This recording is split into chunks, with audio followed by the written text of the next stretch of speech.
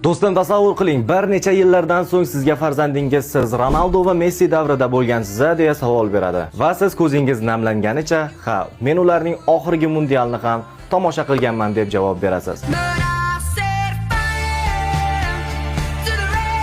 Men bolaligimdagi eng muhim insonlarning ayrimlari bilan xayrlashishim kerak. Yuragimga juda ham yaqin bo'lib qolgan Ronaldoning tabassumi bilan vidolashishim kerak. Kevinning so'nggi assistlarini ko'rishim va u bilan xayrlashishim kerak. Xorvatiyalik sehrgarning oxirgi buyuk o'yinlarini tomosha qilishim va xayrlashishim kerak. Misr qirolining oxirgi mundialdan yana bir bor zavqlanishim va xayrlashishim kerak. Va Gollandiyaning o'sha ulkan devori Virgil van Dijkning mundialda oxirgi marta ko'rishim va xayrlashishim kerak. Har 4 yilda bir marta uchraydigan eski do'stimni yana bir bor ko'rishim, hayratlanishim. Televizorga qarab bu Ochoa-ku deb hayratlanishim va xayrlashishim kerak. Va mening tojsiz shahzodam nihoyat qirolga aylanadimi yoki yo'q, shuni bilishim va u bilan ham xayrlashishim kerak. Lamine Yamal, Arda Güler, Luis Diaz, Holland, Olise, Nico Paz, Endrick yoki Joao Neves kabi ilk mundialni o'ynayotgan yoshlarning iste'dodi qayerlargacha yetishini ko'rishim kerak. Ammo eng muhimi, juda ham katta bo'lgan bir davrning tugayotganligini his qilishim kerak. Ronaldo va Messi endi hech qachon mundiallarda o'ynamasligini qabul qilishim kerak. Va rostini aytsam, bunga tayyormanmi bilmayman, chunki yillar davomida ular abadiydek tuyulardi. Go'yo har doim shu yerda bo'ladigandek, ammo hech kim yuzlashishni istamaydigan o'sha yakun keldi.